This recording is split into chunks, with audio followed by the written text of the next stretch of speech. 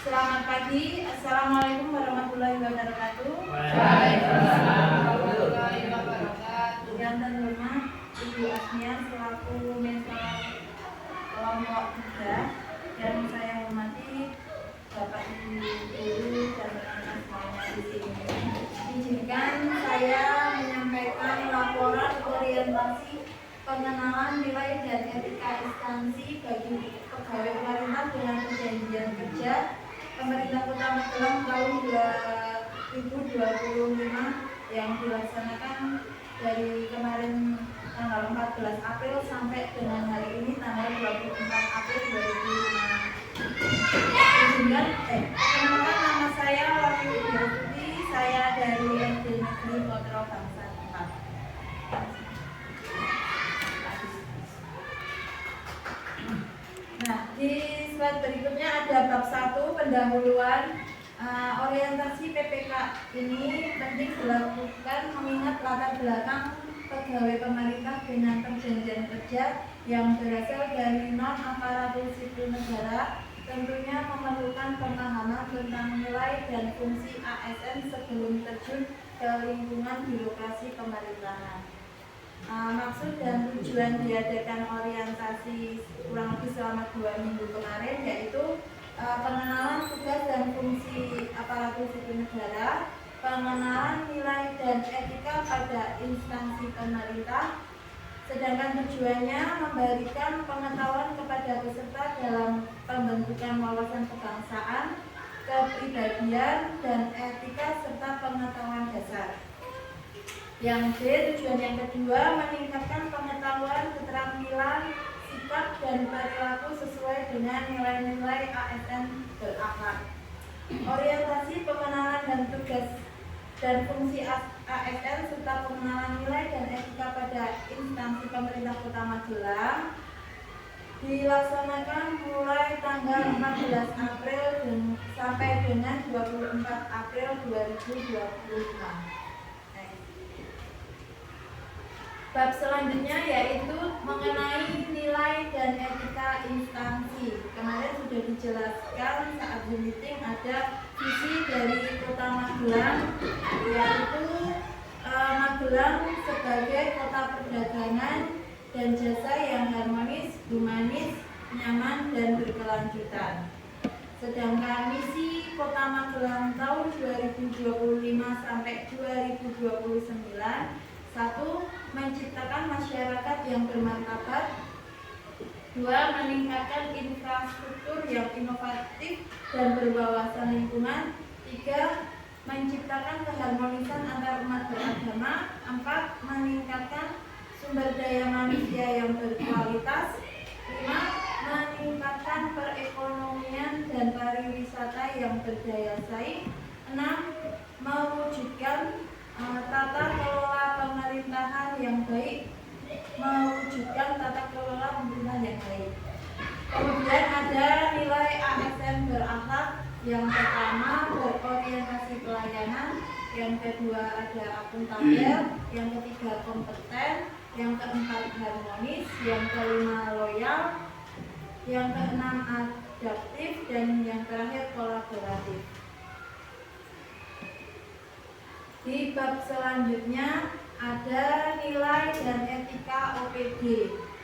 Nah, visi OPD atau Dinas Pendidikan Kebudayaan yaitu terwujudnya pendidikan Magelang yang cemerlang, cerdas, maju, iman, cemerlang. Nah, dari itu dijabarkan visi dari unit kerja saya di SD Potro Bangsa 4 mengacu visi dari Dinas Pendidikan yaitu terwujudnya insan cendekia, beriman, berintak, berinovasi, berbudaya, dan berwawasan lingkungan. Serta ada tugas guru. Tugas guru PPK yang pertama mengajar keterampilan, memberikan keterampilan pengetahuan melalui pengajaran di kelas. Yang kedua membimbing, mendukung siswanya mencapai tujuan pembelajaran, kemudian menilai, mengevaluasi hasil kerja siswa sejauh mana, kemudian yang terakhir mengembangkan diri. keempat yaitu RHK, rencana hasil kerja saya yang saya ambil terlaksananya supervisi terhadap guru dalam perencanaan dan penilaian pembelajaran pembimbingan peserta didik dalam mewujudkan pembelajaran yang bermutu untuk semua. Kemudian rencana hasil kerjanya terlaksananya perencanaan dan penilaian pembelajaran atau pembimbingan dalam mewujudkan pembelajaran yang bermutu untuk semua. Aspeknya saya mengambil kualitas. Kemudian indikator kinerja individunya, tingkat kualitas perencanaan dan penilaian pembelajaran atau pembimbingan yang disusun sesuai standar yang telah ditetapkan di sekolah. Targetnya 100%. Adapun kegiatan dan tahapannya, saya yang pertama sebelum melakukan observasi oleh atasan, saya menyusun perangkat pembelajaran, 2 melakukan pembelajaran, 3 melaksanakan evaluasi pembelajaran, 4 melaksanakan tindak lanjut dan menyusun laporan. Untuk output kegiatannya yaitu dokumentasi, nanti ada rencana tindak lanjut, catatan dan umpan balik.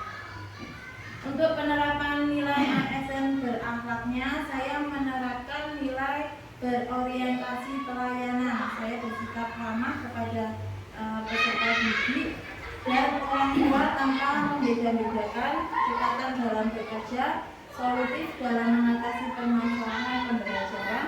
Yang kedua ada akuntabel dan kompeten.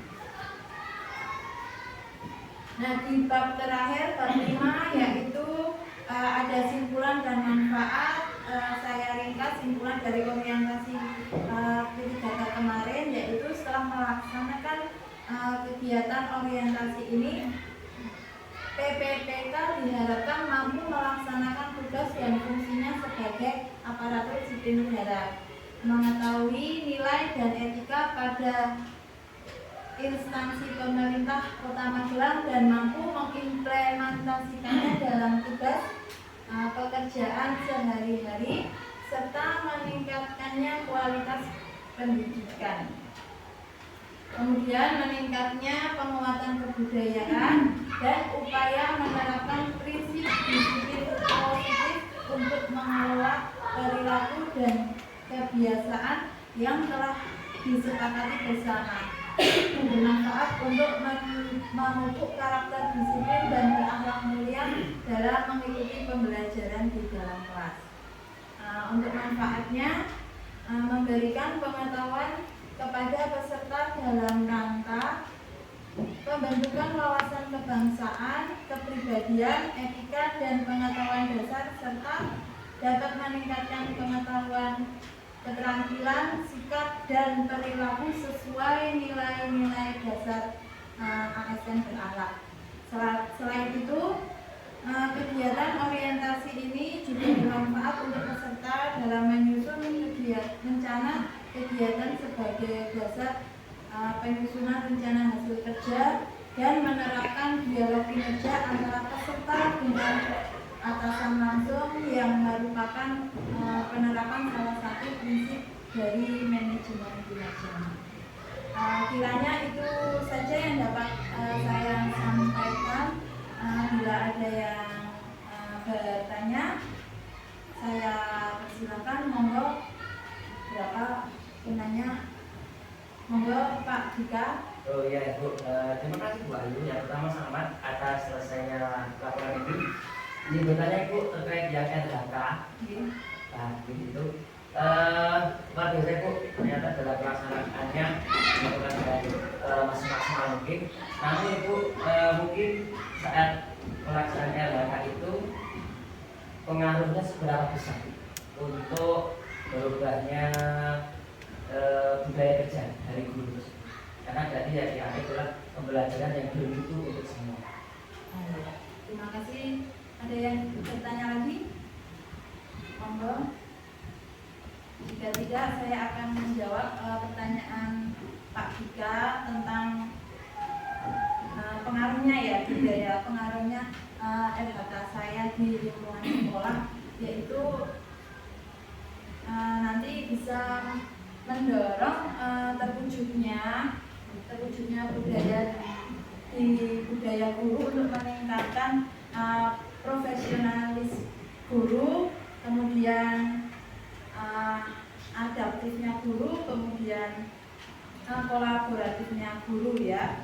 Kemudian guru di situ juga bisa ya jadi tahu pentingnya untuk mengembangkan diri, mengembangkan kompetensi diri itu bisa melalui dengan guru itu mengikuti pelatihan atau melanjutkan pendidikan yang lebih seperti itu nanti bisa diterapkan di lingkungan sekolah.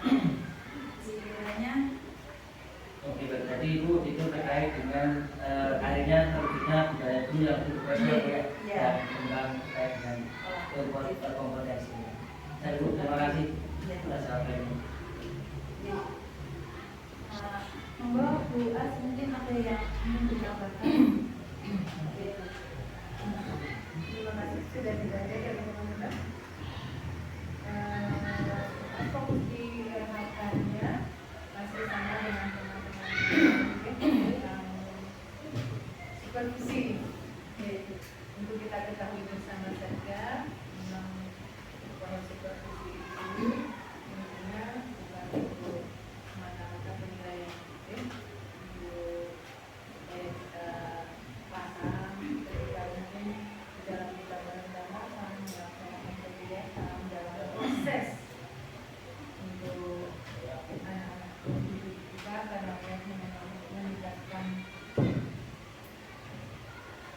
pemahaman dan juga meningkatkan kita sebagai guru di dalam melaksanakan tugas kepada supervisi supaya ada refleksi juga yang intinya sebagai tempat kita saling belajar, bukan mencari kekurangan, bukan mencari kelemahan tapi saling yang tidak perlu ditahankan karena kadang-kadang ketika ada supervisi itu langsung dianggap sebagai sesuatu yang wow, jadi itu bukan semata-mata sebagai penilaian, tapi untuk kita